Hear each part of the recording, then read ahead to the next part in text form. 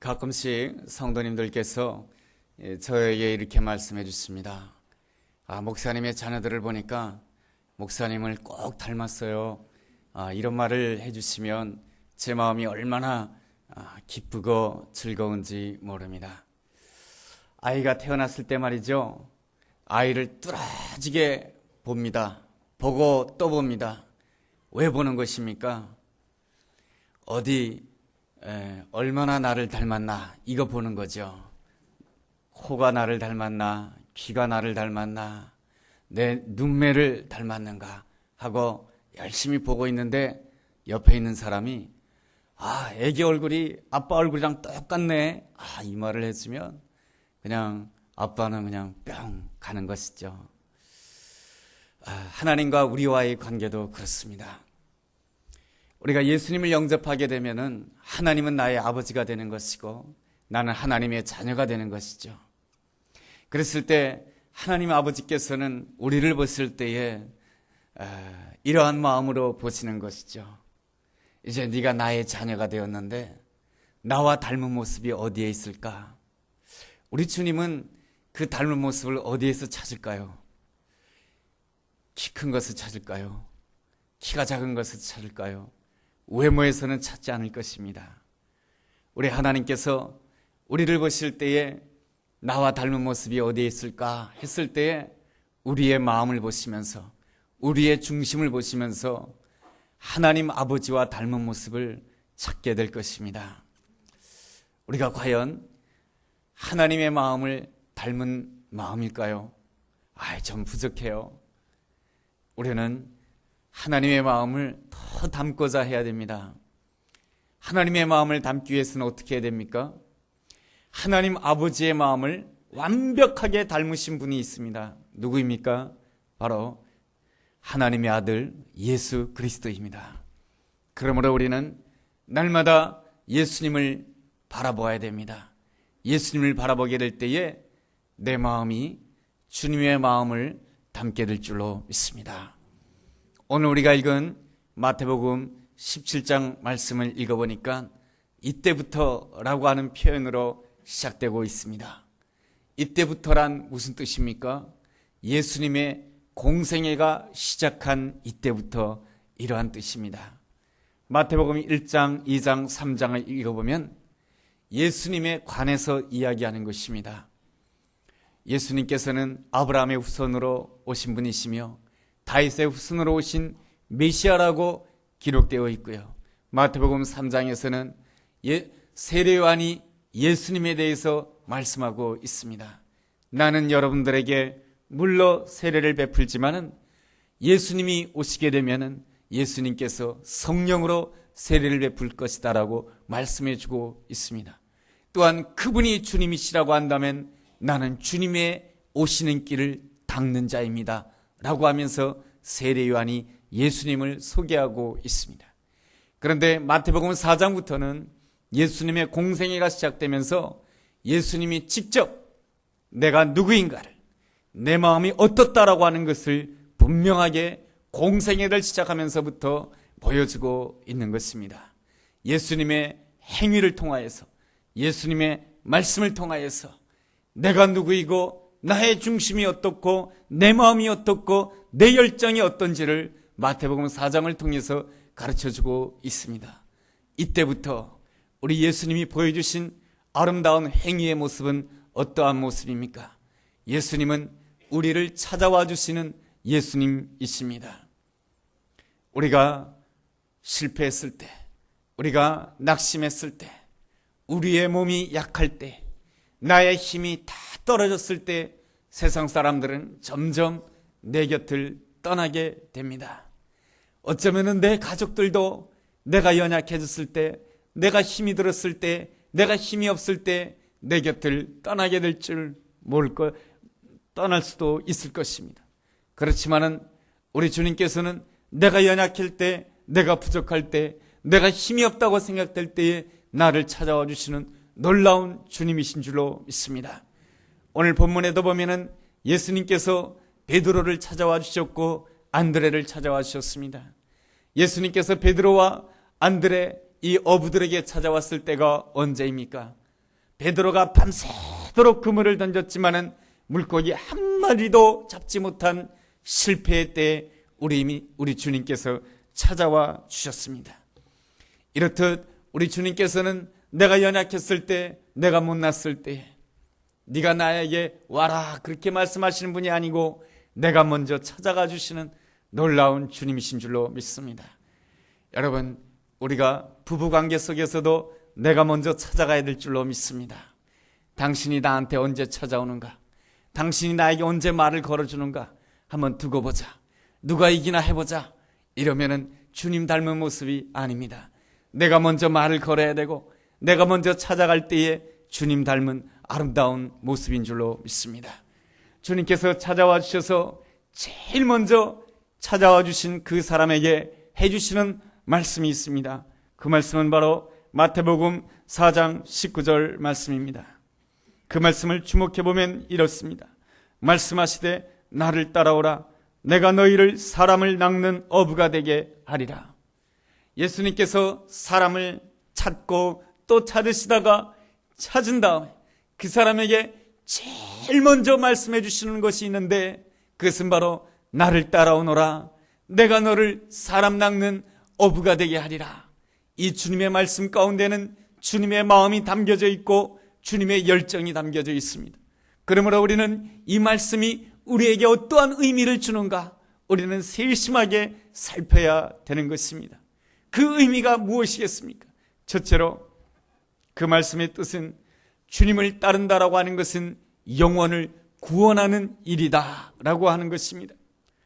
우리는 대개 생각하기를 주님을 따르는 것과 영혼을 구원하는 것을 별개로 생각하게 됩니다.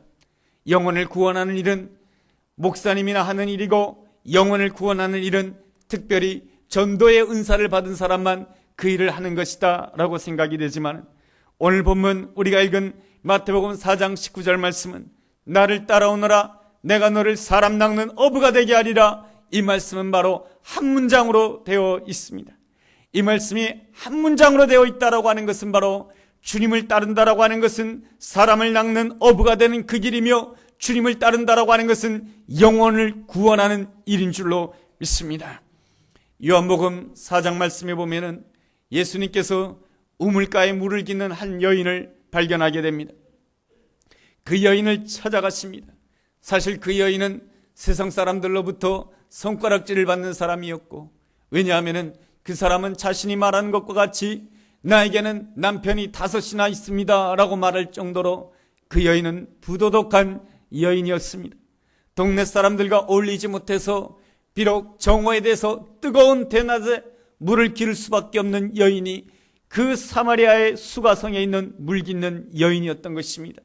그런데 우리 예수님께서는 그 여인에게 찾아가 주셔서 말씀해 주시고 만나 주셨습니다. 그랬을 때 이 여인이 주님을 만난 이후에 놀랍게 변화되게 됩니다. 숨어서 살던 이 여인이 동네로 뛰쳐나가서 와 보십시오. 내가 예수님을 만났습니다. 메시아를 만났습니다. 그리스도를 만났습니다 라고 하면서 담대하게 복음을 전하는 자가 되었습니다. 요한복음 9장에도 이러한 말씀이 있습니다. 나면서 소경된 자가 있습니다. 나면서 소경되었다라고 하는 것은 너무나도 불행한 일입니다. 사람들은 그를 바라보면서 이렇게 말합니다. 저 사람이 왜 저러한 불행을 겪고 있을까? 자기의 부모의 죄 때문일 거야? 아니야. 저 사람의 죄 때문일 거야. 사람들은 나름대로 자기의 기준을 가지고 판단하고 정죄하고 있지만 우리 예수님께서는 아니라고 말씀해 주십니다. 저 사람에게 하나님께서 하시고자 하는 일이 있다라고 말씀해 주십니다. 그러면서 땅에 침을 뱉으시고 땅에 진흙을 짓누겨서 그 진흙을 그 소경의 눈에다가 바르게 되었을 때 눈이 떠지게 되는 놀라운 역사가 일어났습니다. 이 소경이 눈을 뜨게 되자 가만히 있을 수가 없었습니다. 세상에 나아가서 복음을 증거하는 자가 됩니다. 그는 특별히 전도 훈련을 받은 사람이 아닙니다. 그런데 예수님을 믿게 된 이후로 그는 복음을 전하는 자가 되었습니다. 나는 이제 눈을 떴습니다. 나는 이제 새로운 세상을 살게 되었습니다. 내가 예수님 때문에 이렇게 되었습니다. 내가 예수님을 믿지 않았다라고 한다면 나는 평생 동안 불행하게 살았을 것입니다. 나는 예수님을 믿지 않았다라고 한다면 절망 가운데 살았을 것입니다. 내가 예수님을 믿지 않았다라고 한다면 오늘의 나는 없을 것입니다. 그런데 내가 예수님을 믿음으로 인하여서 오늘 내가 어려운 가운데서도 소망을 가지고 살아가고 있습니다. 내가 예수를 믿기 때문에 오늘 내가 이만큼 살아가고 있는 것입니다. 이렇게 복음을 전하는 자가 되었다라고 하는 것입니다. 우리가 특별히 전도의 훈련을 받으면 좋겠지만은 그렇지 못한다 할지라도 나는 예수님을 믿음으로 인해서 오늘 내가 이만큼 행복하게 산다라고 다른 이들에게 증거한다라고 한다면 우리 주님께서 그 증거 가운데 놀라운 은혜와 축복으로 함께 이룰 줄로 믿습니다. 그런데 우리가 복음을 전하기가 쉽지가 않습니다. 왜 우리가 복음을 전하기가 쉽지 않습니까? 내 마음에만 너무 집중하고 있기 때문에 그렇습니다. 우리는 나를 창조하신 하나님 아버지의 마음을 바라보아야 되는데 하나님 아버지의 마음을 바라보고 나를 위해서 십자가에 피 흘리신 예수 그리스도의 마음을 바라보아야 되는데 그 아버지의 마음과 예수 그리스도의 십자가에 달리신 그 예수님의 마음을 바라보는 대신에 늘 내 마음만 바라본다라고 하는 것입니다. 지난날에 내가 상처받은 것만 바라보고 내가 무시당한 것 바라보고 내가 그 무시당한 것 때문에 내 가슴 아파하고 힘들어하고 이러한 모습 말이죠. 이러한 내 마음만을 늘 바라보고 있다 보니까 나 자신도 모르게 세상에 나처럼 불행한 사람이 없을 거야 생각하면서 자기 연민에 빠진다 이것입니다. 자기 연민에 빠질 경우에는 자신도 모르게 내 주변에 있는 사람들이 다 원망하는 사람처럼 보이고 내 주변에 있는 모든 사람들이 나를 힘들게 하는 사람처럼 보이게 되는 것입니다. 그렇다라고 한다면은 진실로 주님의 마음을 담는 아름다운 마음을 가질 수가 없는 것입니다. 우리는 오늘 이 시간에 우리는 마음의 결단을 해야 되는 것입니다. 비록 나에게 상처가 있고 아픔이 있고 눈물이 있지만은 나의 마음보다도 나에게 향하신 주님의 마음을 내가 깨닫기를 원합니다. 나에게 향하신 주님의 아름다운 소원, 주님의 아름다운 계획을 보기를 원합니다. 내가 내 마음을 보는 그 차원에서 떠나서 내가 눈을 들어서 여호와 하나님의 그 마음을 보고 아버지의 마음을 보고 십자가에 나타난 예수 그리스도의 마음을 볼 때에 우리는 진실로 건강한 신앙인이 될 수 있는 줄로 믿습니다. 우리가 주님을 따른다라고 하면서 늘 내 문제에만 집착하여서 내가 한 영혼을 구원하고 복음을 전하는 일에 등한시한다라고 한다면 그 모습은 마치 호세아 선지자가 말한 뒤집지 않은 전병과도 같은 것입니다. 이스라엘 백성들은 전통적으로 빵을 굽게 되었을 때 화로에다가 빵을 넣게 되는데 그 빵을 넣었을 때 반드시 뒤집어야 됩니다. 뒤집지 않으면 한쪽에는 이렇게 그을리게 되고요, 한쪽에는 설익게 되죠. 그러면 이 뒤집지 않은 전병, 뒤집지 않은 빵을 먹기는 대단히 어려울 것입니다. 호세아 선지자는 이스라엘 백성들을 향하여서 이 백성이 뒤집지 않은 전병과 같다라고 책망을 합니다. 왜 그렇습니까? 하나님의 백성이라고 하면서도 한 발은 하나님께로 향하고 한 발은 세상을 향하고 있기 때문에 그렇습니다. 오늘 마태복음 4장 19절은 우리에게 이러한 말씀을 주십니다. 나를 따라오너라. 내가 너를 사람 낚는 어부가 되게 하리라. 주님을 따르는 일과 영혼을 구원한 그 일은 바로 빵의 양면과 같은 것입니다. 내가 주님을 따른다라고 하면서 영혼 구원하는 일에, 복음 전하는 일에 등한시한다라고 한다면은 그 삶, 그 신앙이라고 하는 것은 마치 뒤집지 않은 전병과도 같다라고 하는 것입니다. 그러한 점에서 우리는 반드시 하나님께서 우리에게 허락하신 조건과 은혜대로 복음을 전해야 되는 사명이 우리에게 있는 줄로 믿습니다. 둘째로, 영혼을 구원하라고 하는 것은 주님의 지상 명령인 것입니다. 성경에서는 우리의 신분에 대해서 이렇게 말합니다. 하나님의 자녀라고 말이죠. 예수 그리스도를 영접하는 자에게는 다 하나님의 자녀가 되는 권세를 주셨다라고 요한복음 1장 12절에서 말씀해 주고 있습니다. 그런데 말이죠, 디모데후서 2장을 읽어본다라고 한다면 우리의 신분에 대해서 그리스도의 군사라고 말씀해 주고 있습니다. 여러분, 군사의 정체성은 어디에 있습니까? 명령에 복종하는 데 있습니다. 군인의 정체성은 명령에 살고 명령에 죽는 것이 군인의 정체성입니다. 그 정체성을 잃어버린다라고 한다면 그 군대는 무너지게 될 것입니다. 그러한 점에 있어서 우리는 주님의 명령에 귀를 기울여야 되는 것입니다. 오늘 우리에게 주신 마태복음 4장 19절 말씀은 우리에게 주신 주님의 명령입니다. 사람을 낚는 어부가 되라 라고 말이죠. 그렇지만은 사람을 낚는 어부가 되는 일, 영혼을 구원하는 일은 쉽지가 않습니다. 우리가 복음을 전하다 보면은 냉소적인 이야기를 들을 수가 있고, 그리고 또한 싫은 소리를 들을 때가 있습니다. 이러한 말을 듣는 사람들을 위하여서 우리 주님께서는 씨 뿌리는 비유를 통해서 우리를 위해서 격려해 주시고 계십니다. 씨 뿌리는 비유를 보게 되면 농부가 씨를 뿌리게 되는데 길가에 떨어지기도 하고, 그리고 또한 돌짝밭에 떨어지기도 하고 가시떨기에 떨어지기도 하지만은 그 씨앗은 반드시 좋은 땅에 떨어진다라고 하는 것입니다. 길가에 떨어져서 제대로 열매를 맺지 못하고 가시떨기에 떨어져서 상처받아서 좌절하기도 하지만은 그 씨앗을 끊임없이 뿌리게 될 때 반드시 좋은 땅에 떨어진다라고 하는 것입니다. 좋은 땅에 떨어지게 되었을 때는 그 결과가 어떻게 되느냐? 30배, 60배, 100배의 열매를 맺게 될 것이다라고 말씀해 주고 있습니다. 미국의 에드워드 킴벌이라고 하는 교회학교 여선생님이 계셨습니다. 에드워드 킴벌이라고 하는 사람은 세상에 알려져 있지 않는 사람입니다. 이분은 교회학교 평범한 여자 선생님이었습니다. 그런데 길을 걸어가다가 저 구두방에 복음을 전해야 되겠다라고 하는 하나님의 감동을 받았습니다. 그렇지만은 하나님의 감동이 있었지만은 복음을 전하지 못하였습니다. 구두방에 들어가서 괜히 싫은 소리 들을 것 같고 괜히 안 좋은 소리 들을 것 같아서 그 구두방에 들어가지 못하였습니다. 그러던 어느 날 길을 가던 길에 하나님께서 더 강력하게 그 마음속에 감동을 주셨습니다. 그래서 구두방에 들어가 보니까 그 안에는 사장님이 안 계시고 점원 한 사람이 있었는데 구두방의 점원이었던 무디라고 하는 사람입니다. 무디는 당시 18세였습니다. 그 무디는 18세 소년으로서 아주 좋은 땅이었던 것입니다. 킴벌 선생님이 내가 예수님을 전하겠는데 이 복음을 듣겠느냐, 예수님을 영접하겠느냐라고 물어보았을 때, 예수님 믿지 않겠습니까? 물어보았을 때 이 무대는 나는 예수님 믿고 싶어요 하면서 그 선생님을 맞아들였습니다.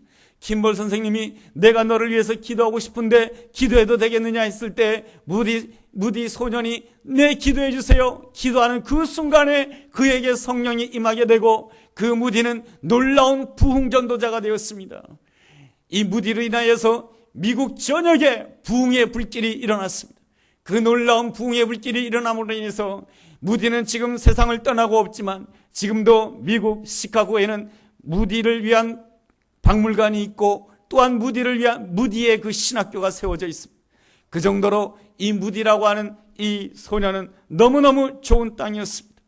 우리가 복음을 전하다 보면은 길가에 떨어질 때도 있고 돌짝밭에 떨어질 때도 있고 가시밭길에 떨어질 때도 있지만, 그러나 성경은 씨 뿌리는 비유를 통해서 우리에게 반드시 약속해 주고 있습니다. 바로 그 복음의 씨앗을 뿌릴 때에 좋은 땅에 반드시 떨어진다라고 하는 것입니다. 좋은 땅에 떨어졌을 때 그 나타나는 결과는 이루 우리가 상상할 수 없는 놀라운 결과임을 우리에게 말씀해 주고 있습니다. 언더우드 선교사가 이 조선반도에 대해서 관심을 가지기 시작하였습니다. 이 조선반도에 복음을 전하라고 가라는 그 하나님의 명령의 마음속에 들려오게 되었을 때 그는 조선반도에 가기를 원하였지만은 언더우드가 미국 떠날 당시에 미국에 있는 그 수많은 교회 가운데서 어떠한 교회도 조선반도에 복음을 전하겠다라고 생각했던 미국 교회가 한 교회도 없었다라고 하는 것입니다. 미국에 있는 모든 교회는 어디를 향하고 있었냐면 인도를 향하고 있었습니다. 인도는 사람이 많은 곳이죠. 거대한 땅이죠. 그 땅이 좋은 땅이라고 생각하고 미국에 있는 모든 교회는 다 인도를 향해서 선교사를 파송하겠다라고 합니다.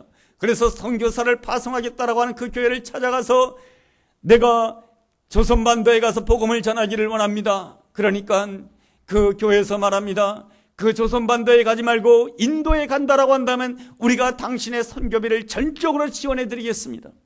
언더우드는 이러한 소리를 들으면서 마음에 갈등이 되었습니다. 하나님께서 나를 조선반도로 인도하지 않는가 보다. 하나님께서는 나를 인도로 인도하는가 보다. 그 생각 때문에 하나님 앞에 또 부르짖고 기도하는 가운데 하나님 기도하기만 하면 하나님께서 다시금 감동을 주시는 것입니다. 아니다, 너는 조선반도로 가라. 그랬을 때 조선반도로 가는 그 선교의 길을 도와줄 스폰서를 미국 전역을 돌면서 찾았습니다. 그러다가 북장로교회 그 선교부의 한 사람을 통해서 지원을 받고 이 땅에 오게 됩니다. 그가 와서 복음의 씨앗을 뿌렸을 때, 처음에 그가 복음의 씨앗을 뿌리기 위해서 미국 땅을 떠날 때 안 좋은 소리를 들었습니다. 왜냐하면 20년 전에 토마스라고 하는 선교사가 조선반도에 갔다가 이제까지 아무런 소식이 없다고, 죽었는지 살았는지 그 토마스 선교사가 어떻게 됐는지 아무런 소식이 없다라고 하는 그러한 불길한 소식을 들었지만, 성령의 감동에 따라서 이 조선반도에 와서 복음의 씨앗을 뿌렸을 때 이 조선반도는 얼마나 좋은 땅이었습니까? 당시에 미국 교회가 조선반도를 보았을 때 이 땅은 마치 길가의 밭과 같았고 돌짝밭과 같았고 가시떨기에 있는 밭과도 같았습니다. 그러나 막상 이 저 건너편인 조선반도에 와서 복음의 씨앗을 뿌렸을 때 이 땅은 얼마나 좋은 땅이었는지 모릅니다. 이 땅에는 놀라운 복음의 역사가 일어났습니다. 복음의 역사가 일어남으로 해서 30배, 60배, 100배, 아니 이 땅의 역사가 바뀌고 또한 이 민족의 역사가 바뀐 것이 바로 오늘의 현실 아니겠습니까? 오늘도 이렇게 상일교회를 세워서 우리가 함께 예배드리고 있는 이 사실, 이것이 바로 그 과거의 그 선교사들이 믿음으로 씨를 뿌렸기 때문에 오늘이 있는 줄로 믿습니다. 그러므로 우리는 때를 얻든지 못 얻든지 복음을 전해야 되는 것입니다. 이것은 바로 주님의 명령인 것입니다. 우리가 복음을 전할 때 주의해야 될 사항이 있습니다. 우리는 어디를 가든지 약간의 미소를 띠면서 대화를 할 줄 알아야 됩니다. 내 속이 안 좋은데 어떻게 미소를 띌 수 있습니까? 그건 가식적인 태도죠. 그렇지 않습니다. 여러분, 나는 누구를 증거하는 자입니까? 나를 증거하는 자가 아니고 그리스도를 증거하는 자입니다. 그렇다고 한다면 그리스도는 좋으신 분이십니다. 나는 그리스도인입니다. 그렇다고 한다면 나는 미소를 띠므로 인해서 내 옆에 있는 사람에게 미용실을 가든지 이발소를 가든지 상점을 가든지 슈퍼를 가든지 어디를 가든지 간에 미소를 띌 필요가 있습니다. 그래야함으로 인해서 좋은 이미지를 줌으로 인하여 복음의 좋은 토양을 마련해야 되는 것입니다. 그리고 또한 우리는 사람을 만날 때 늘 좋은 점에 대해서 이야기해 줄 줄 알아야 됩니다. 우리는 좋은 점보다는 나쁜 점, 단점에 대해서 쉽게 이야기를 하게 됩니다. 단점에 대해서는 입을 닫아야 되는 것이에요. 예수님을 위하여서 말이죠. 그리고 좋은 점을 이야기해 줄 줄 알아야 됩니다. 우리 예수님께서는 삭개오를 만났을 때 모든 사람들이 삭개오를 향해서 매국노라고 비난하였고 그를 정죄하였습니다. 그러나 예수님께서는 삭개오를 보실 때 삭개오의 모습 속에서 가난한 자를 긍휼히 여기는 아름다운 마음을 보셨던 것입니다. 가늠하다가 현장에 잡힌 그 여인을 보았을 때 세상에 있는 모든 사람들은 그 여인을 보고 더러운 여인이라고 손가락질하며 더러운 여인이라고 하면서 돌을 들어서 죽이려고 하였습니다. 그러나 예수님께서는 그 여인을 살려주시면서 그 여인에게서 장점을 보셨습니다. 무슨 장점을 보신 것입니까? 거룩한 예배자의 장점을 보신 것입니다. 그 막달라 마리아 간음 중에 사로잡혔던 그 여인은 바로 예수님이 십자가 지시기 이전에 예수님 발 아래다가 향유를 깨뜨리고 자기의 머리털로 예수님의 발을 닦아드리는 거룩한 예배자의 모습을 가지게 되었던 것입니다. 이렇듯 예수님께서는 우리를 보실 때마다 우리의 못난 점, 우리의 부족한 점을 보시는 것이 아니고 우리의 장점을 보시기에 우리 또한 내 옆에 있는 사람을 볼 때마다 장점을 보고 칭찬해 줘야 될 줄로 믿습니다. 그 모습이 바로 그리스도인이며 하나님께 영광 돌리는 자이며 한 영혼을 사랑하는 자인 줄로 믿습니다. 하나님께서 나에게 기회를 주실 때 또한 과감하게 복음을 전해야 되는 것입니다. 우리가 훈련을 받아서 복음을 전하는 것도 좋지만은 내가 훈련을 받지 못한다 할지라도 내가 이번에 우리가 교회를 가자라고 같이 이야기하고 이번에 좋은 부흥회가 있는데 나와 함께 가자라고 이야기한 건 역시 바로 전도인 것입니다. 한 영혼을 사랑하고 한 영혼이 돌아오는 것에 헌신하는 일에 우리 주님이 기뻐하며 우리 주님께서 그 일에 능력을 주실 줄로 믿습니다. 실제로 영혼 구원을 위해서 헌신할 때 주님께서는 반드시 능력을 주십니다. 오늘 19절 말씀을 우리는 자세히 다시 한번 살펴봐야 됩니다. 나를 따라오라, 내가 너희를 사람 낚는 어부가 되게 하리라. 하나님께서는 주님을 따르고자 하는 자에게는 반드시 사람 낚는 어부가 되게 하겠다라고 말씀해 주고 있습니다. 하나님이 만들어 주신다라고 하는 것입니다. 여러분, 사람을 낚는 어부가 된다라고 하는 것은 놀라운 일 아니겠습니까? 여러분, 이 세상을 살아가면서 제일 어려운 일이 무엇입니까? 사람의 마음을 얻는 것이 제일 어렵지 않겠습니까? 늘 일생 동안 남편과 함께 살아가지만은 남편의 마음을 얻는다라고 하는 것이 쉬운 일입니까? 아내의 마음을 얻는 것이 쉬운 일입니까? 내가 낳은 자식이지만은 자식의 마음을 얻는 게 쉬운 일입니까? 내 이웃의 마음을 얻는 것이 쉬운 일입니까? 마음을 얻는다라고 하는 것은 쉬운 일이 아닌 것입니다. 그러나 오늘 성경에서 우리에게 반드시 말씀해 주고 있습니다. 나를 따라오너라. 내가 너로 하여금 사람 낚는 어부가 되게 하리라. 내가 너로 하여금 사람을 얻게 하는 그러한 어부가 되게 하리라. 사람의 마음을 얻게 하는 복음 전도자가 되게 하리라라고 약속해 주고 있습니다. 무엇을 통해서요? 성령의 능력을 통해서입니다. 사도행전 1장 8절 말씀에 어떤 말씀이 있습니까? 성령이 능력이 임하게 된다면 예루살렘과 유대와 사마리아 땅끝까지 이르러 내 증인이 된다라고 말씀해 주고 있습니다.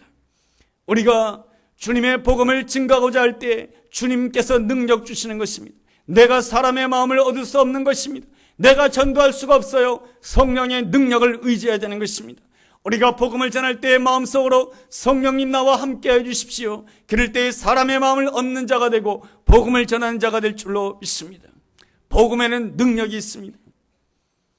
이란이라고 하는 나라는 이슬람 국가입니다. 호메인이라고 하는 사람이 1979년에 이슬람 혁명을 일으켰습니다.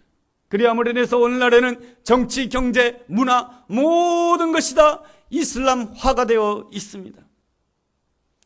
그렇지만 말이죠, 한 선교의 소식통에 의하면 그 이란에 오늘날에 어떠한 일이 일어나냐면 하루에 60명씩 예수님을 영접하는 놀라운 역사가 일어난다라고 하는 것입니다.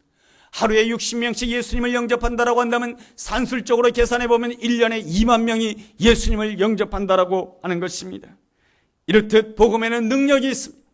아프가니스탄 하면은 정말로 위험한 나라일 것 같습니다. 그런데 그 나라에도 복음이 증거가 되고 있고 세상에서 가장 통제가 많은 그러한 나라가 북한인데 그 북한 땅에도 바로 예수 믿는 자가 있다라고 하는 것입니다.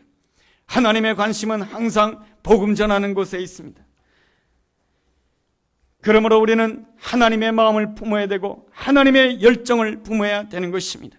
내가 어디에 있든지 어떠한 형편에 있든지 간에 내 안에 하나님의 가슴을 품기를 원합니다. 하나님의 열정을 품기를 원합니다.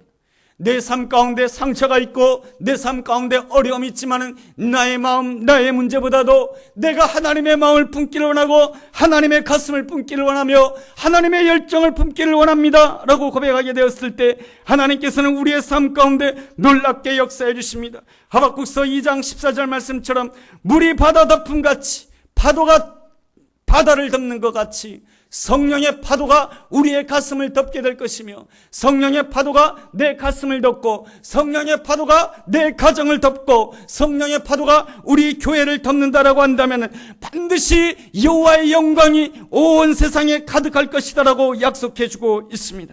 그러므로 우리는 사모해야 되는 것입니다. 주님, 내가 주님의 마음을 품기를 원합니다. 주님의 마음을 품으로 인하여서 나의 가정에, 나의 삶의 자리에 상일교회 성령의 파도가 몰아쳐오기를 원합니다. 그리함으로 해서 내가 있는 이 삶의 자리에 여호와의 영광이 가득한 역사가 있게 하여 주옵소서. 내가 그날이 오는 그 순간까지 내가 주님을 따를 것이며 그날이 오는 그 순간까지 내가 한 영혼을 사랑할 것이며 한 영혼을 붙잡고 한 영혼에게 복음을 전하는 자가 되기를 원합니다. 그랬을 때 우리 주님께서는 내가 실망치 아니하도록 성령의 파도로 나와 함께 할 것이며 은총의 파도로 축복의 파도로 나와 함께 할 줄로 믿습니다. 그 은혜가 우리 모두에게 함께하게 되기를 주의 이름으로 축원합니다.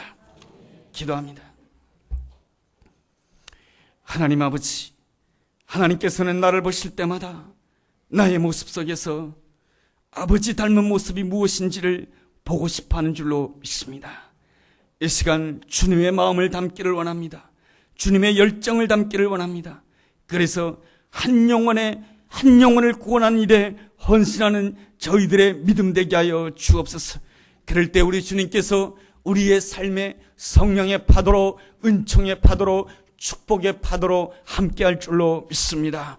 예수님의 이름으로 기도했습니다. 아멘.